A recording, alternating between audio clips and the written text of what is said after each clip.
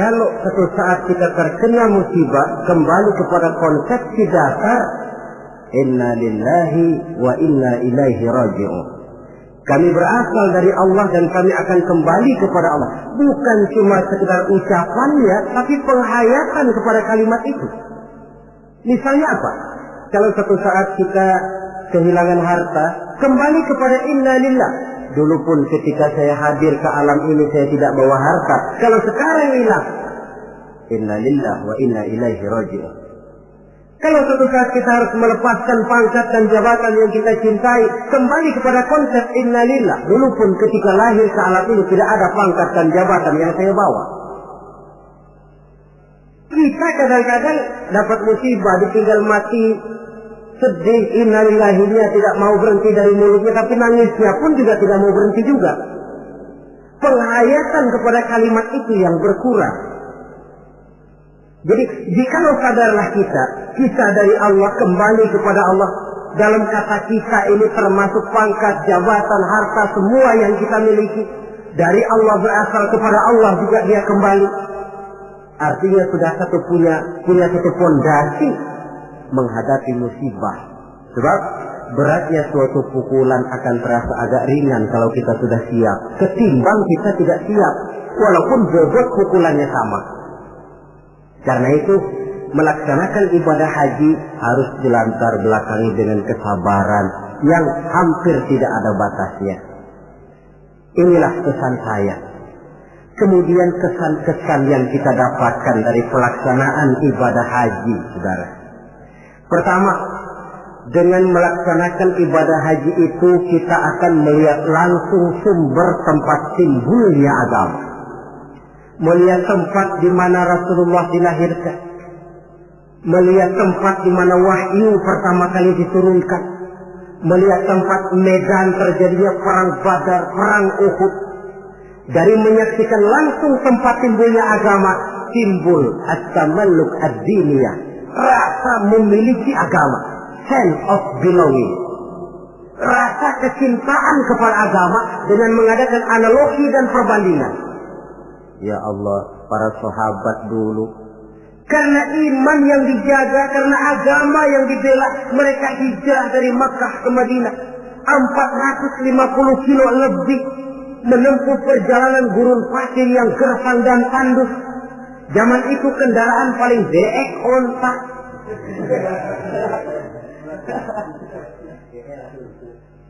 Untuk menegakkan akidah, melaksanakan syariat mereka harus perang. Kita ini melaksanakan agama ibarat nasi mas tinggal nyuap. Rasul, para sahabat, generasi kemudian yang berjuang dengan untayan air mata, cucuran keringat, bahkan aliran darah. Apakah nasi yang tinggal nyuap ini masih harus tumpah ke tanah? Alangkah sayangnya. Melihat langsung sumber tempat timbulnya agama. Ada rasa kebanggaan, ada rasa tanggung jawab. Yang kedua kesan saya, orang bilang ibadah haji itu katanya Kongres Umat Islam Internasional. Kita sudah melihat Islam dalam skala yang makro, dalam bentuk nuansa pandangan yang luas. Apa artinya ini? Artinya seorang muslim itu tidak boleh bermental seperti katak di kolong tempurung, merasa diri paling besar karena tidak pernah kemana-mana. Tapi dilihat Islam dalam kancah internasional, sejak dari warna kulit sampai kepada bahasa, sampai kepada bentuk manusia, macam-macam berkumpul. Tapi apa? Dibungkus dengan pakaian yang sama, membaca bacaan yang sama, melaksanakan ibadah yang sama, menyembah Allah Tuhan yang sama, membaca bacaan yang sama. Dari sekian persamaan timbul ikatan spiritual bahwa muslim bersaudara, bahwa Islam ini luas. Bukankah sering terjadi kadang-kadang orang melihat Islam seperti orang buta melihat gajah? Frame of reference, kacamata pandangan yang dia gunakan sipit.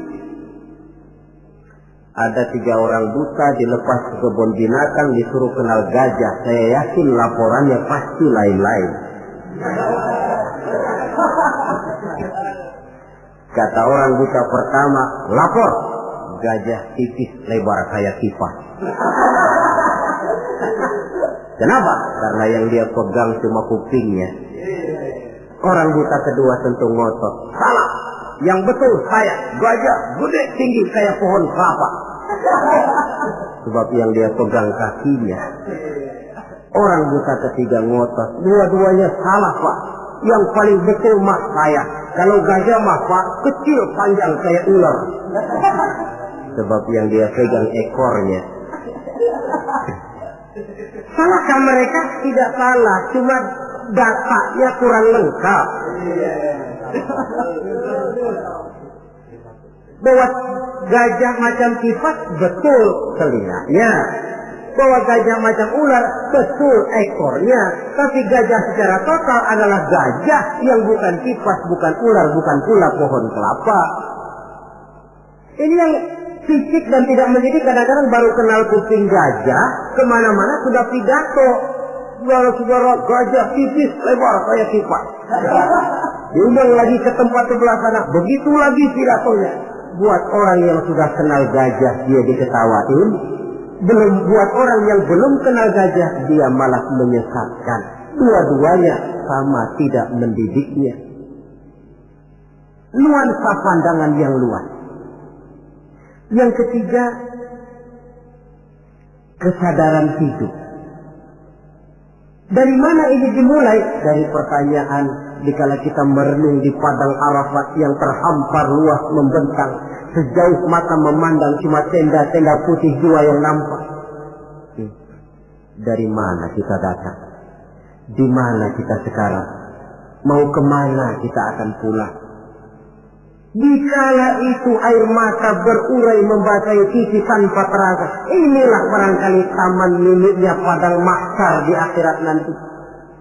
Di mana kita melepaskan semua status sosial. Dikala itu jenderal tidak akan dipanggil jenderalnya.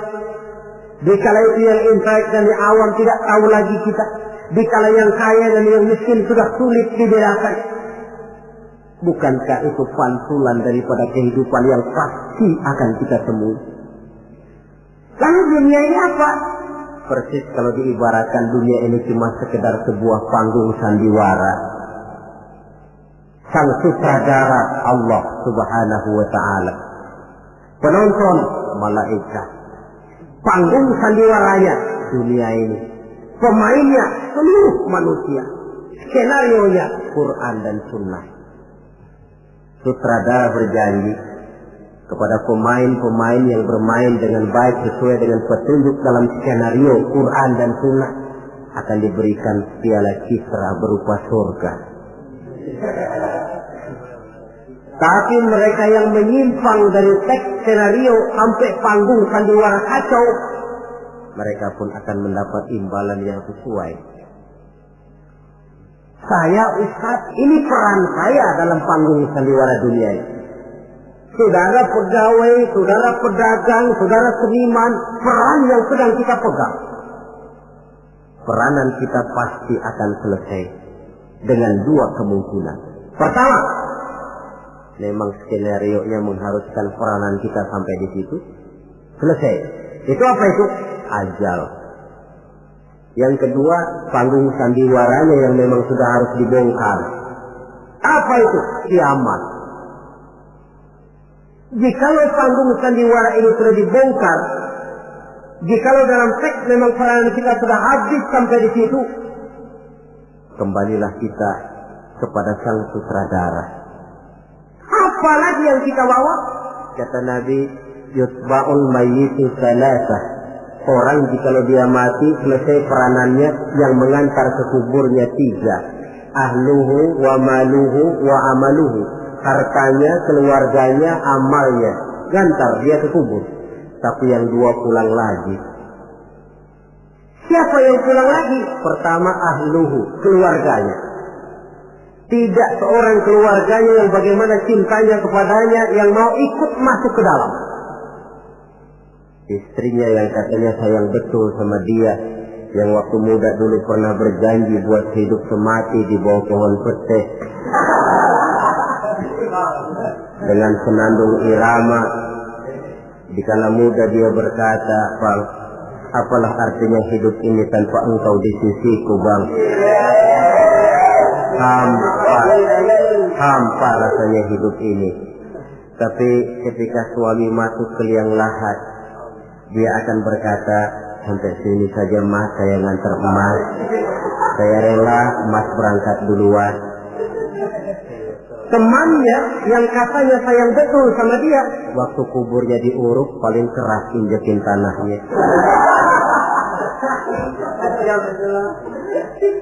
Mungkin ratusan mobil pelawat mengantar ke kubur, dilepas dengan pasukan kawal kehormatan, turun ke liang lahat dengan tembakan salvo 21 kali, 5 truk karangan bunga duka cita. Bila selesailah upacara pemakaman, selesailah yang selesai, tinggallah yang tinggal. Pasukan kawal kehormatan akan kembali ke asrama. Untayan bunga duka cita yang 5 truk akan jadi onggokan sampah. Tembakan salvo yang 21 kali tidak akan sempat membuat Munkar Nakir jadi mundur. Pada dikira kalau sudah ada salvo lalu Munkar Nakir pikir, gua kagak jadi tanya dah.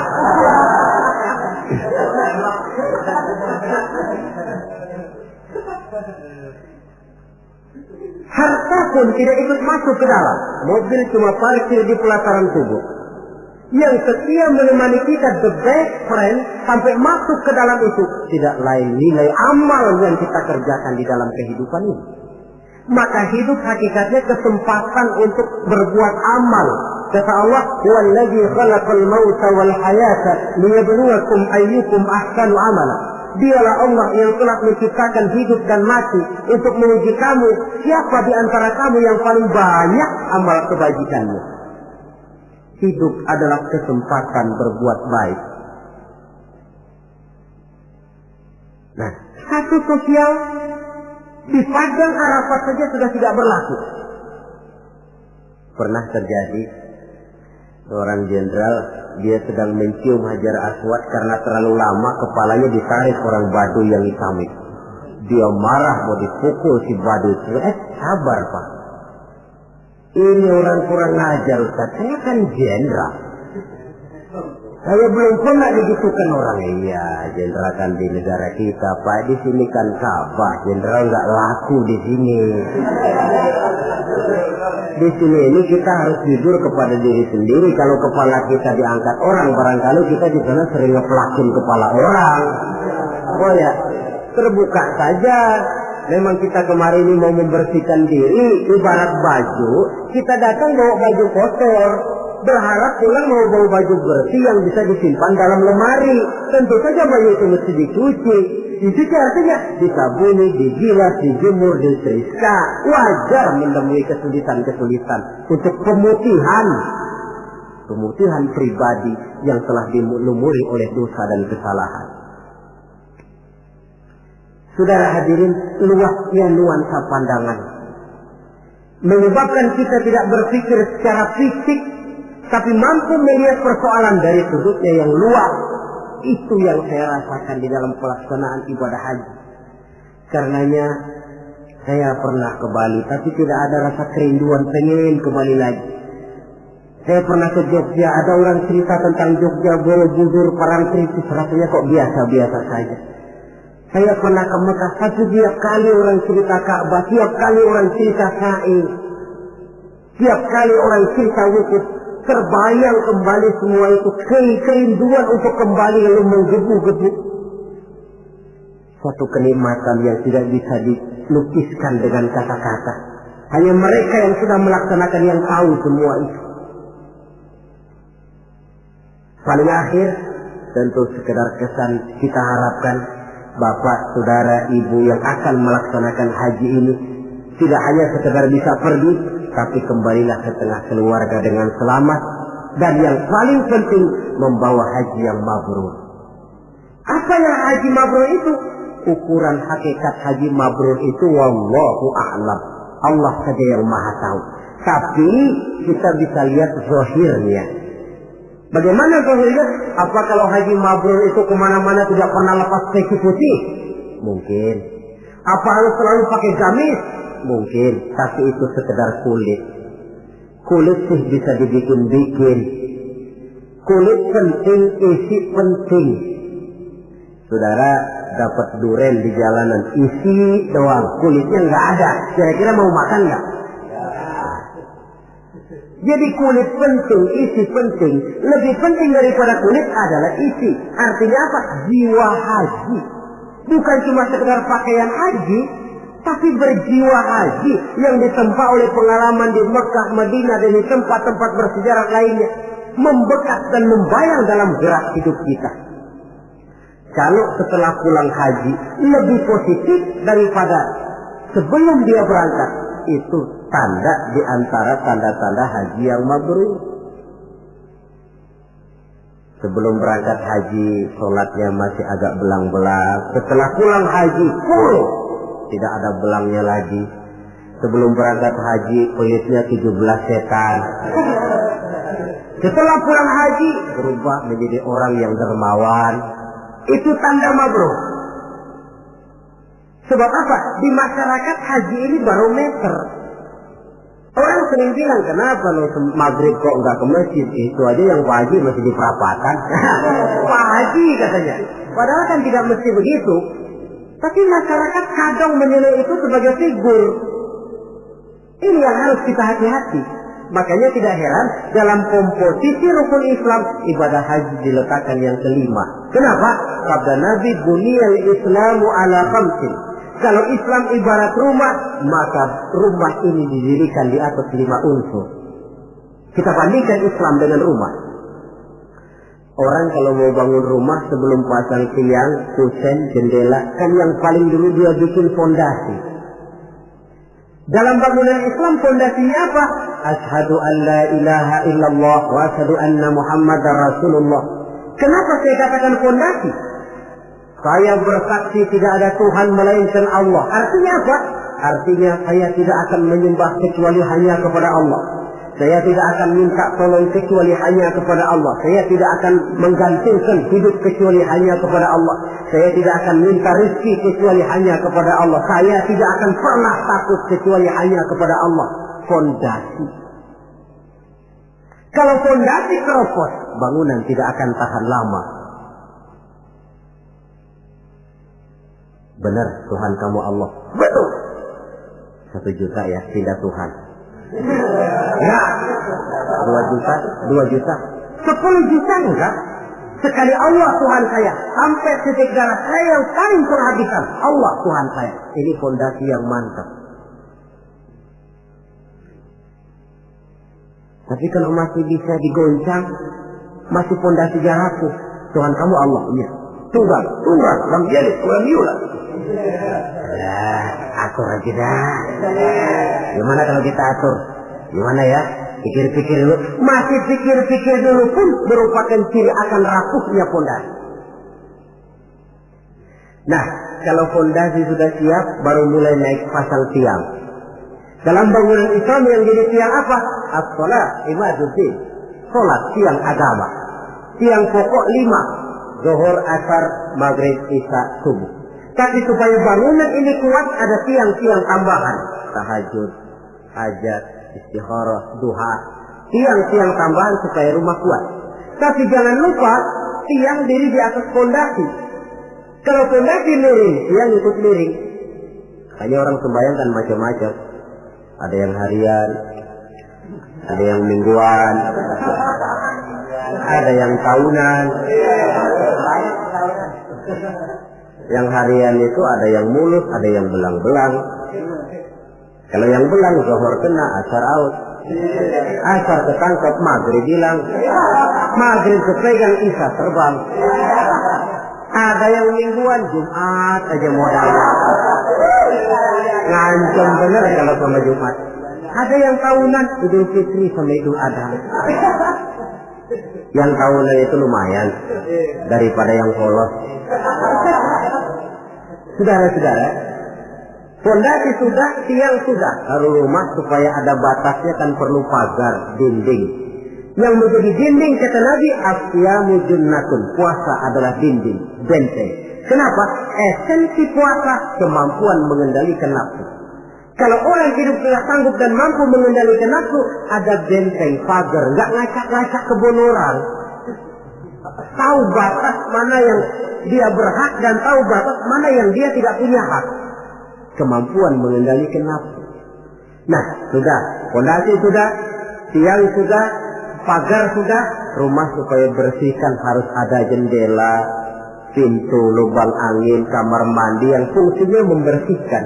Dalam agama yang fungsinya membersihkan zakat. Kalau dia zakat mal, dia bersihkan harta kita. Dia zakat fitrah, bersihkan jiwa kita. Zakat tijarah, bersihkan tanam-tanaman kita. Makanya kalau orang muslim nggak mau bayar zakat, sama juga rumah nggak pakai pintu, nggak pakai jendela, nggak pakai lubang angin, nggak ada kamar mandi, panas, ngelekep. Kata orang kampungnya. Anak yang kecil tuh, adik-adik kita, kalau nggak dibayarin zakat fitrahnya, panas tuh anak, sangar.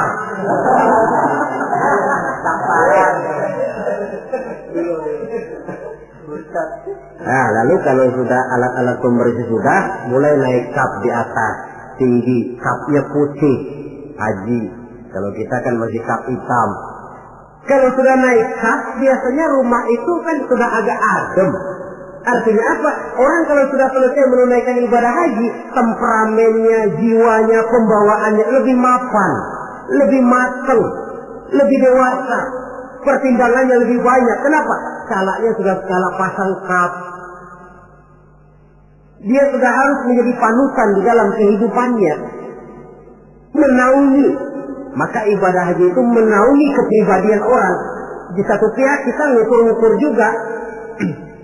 Kalau kemarin saya masuk gedung bioskop terang-terangan, barangkali tidak begitu malu. Sekarang kan sudah haji, cukup sewa video aja dah, setel di rumah umpamanya.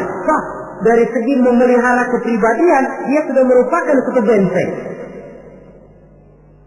Apalagi untuk hal-hal yang merupakan aib, hal-hal yang akan menghancurkan martabat dan ketinggian orang itu sendiri. Ibadah haji lebih menaungi kepribadian seseorang. Oleh karena itu, sangat dianjurkan mereka yang sudah memiliki kemampuan untuk sampai ke sana, janganlah ditunda sampai tahun berikutnya. Orang berkata, Ustaz, saya belum bisa baca apa-apa, bagaimana? Berangkat. Soal di sana nanti membaca kok ada mutawif, ada yang muzawir. Tawaf kita bisa membaca bukunya, paling kurang ada pembimbingnya. Daripada nunggu hafal semua, saya kira Ustaz juga jarang yang hafal bacaan-bacaan itu. Iya, kalau masih hidup, tapi kalau sudah keburu mati itu belum sempat hafal. Contoh saja, tiap putaran tawaf memang bacaannya lain. Putaran pertama baca ini, putaran kedua baca ini.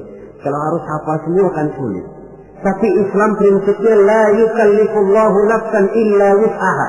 Allah tidak pernah memberikan beban kepada seseorang kecuali sesuai dengan batas kemampuannya. Kalau baca sama sekali tidak bisa, baca saja doa sapu jagat. Tiap putaran, Rabbana atina fid dunya hasanah wa fil akhirati hasanah wa qina azabannar. Putaran kedua, Rabbana atina fid dunya hasanah. Boleh dan sah. Watak hukum Islam ini kan elastis. Tidak kalau sudah begitu ya mesti begitu, kaku tidak. Yang sering kaku kita umat Islam ini. Allah memerintahkan sesuatu.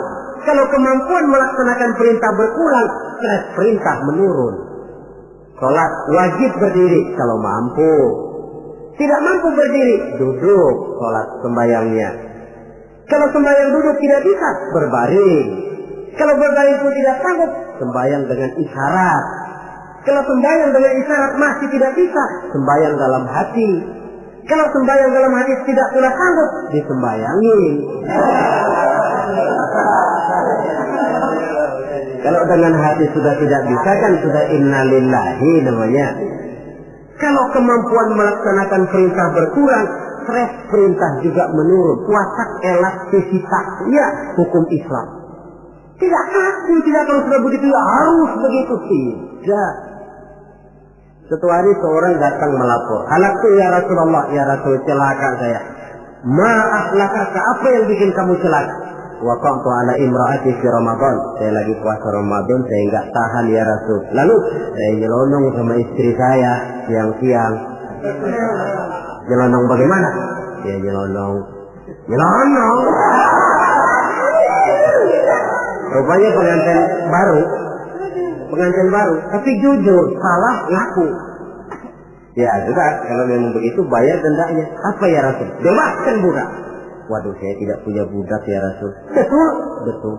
Kau puasa 2 bulan berturut-turut, tidak boleh diselang-seling. Enggak kuat ya Rasul. Enggak kuat. Betul. Yang sebulan aja nyelonong, apalagi yang 2 bulan, 2 kali nyelonong. Saya enggak kuat ya Rasul. Tidak kuat. Nah, beri makan 60 fakir miskin, 1 orang 1 mud. Ya Rasul. Apalagi jangan memberi makan 60 fakir miskin. Istri saya di rumah sehari masak, 3 hari libur. Saya orang susah ya Rasul. Lagian saya pikir ya orang kebangetan juga. Sudah melarat sama larangan kok berani gitu. Akhirnya Rasul masuk ke dalam kamar, keluar kembali membawa sekeranjang kecil kurma. Kalau kau tidak punya apa-apa, nih bawa pulang, sedekahkan kepada orang-orang miskin di kampungmu. Ya Rasulullah, apa lagi? Di kampung saya itu yang paling miskin saya. Ya Allah. Rasul tersenyum, ya sudah bawa pulang kasih makan anak istrimu di rumah. Sudah melanggar larangan, dapat kurma lagi. Elastis. Tidak, kalau sudah begitu ya mesti begitu. Tidak. La yukallifullahu nafsan illa wus'aha. Dalam ayat lain, yuridullahu bikumul yusra wa la yuridu bikumul usra. Allah menginginkan kemudahan kepadamu dan sama sekali Allah tidak menginginkan kesulitan bagi kamu. Dalam surah Thaha lebih jelas lagi, ma anzalna 'alaikal qur'ana litashqa illa tadhkiratan liman yakhsha. Kami tidak turunkan Quran ini untuk bikin sulit hidup kamu, tidak. Ini cuma peringatan bagi orang-orang yang takut kepada Allah. Quran, Islam, syariat yang dibawa Rasul tidak untuk menyulitkan manusia, tetapi justru untuk peringatan dan membawa manusia kepada kebahagiaan sejak dari dunia ini sampai ke akhirat nanti.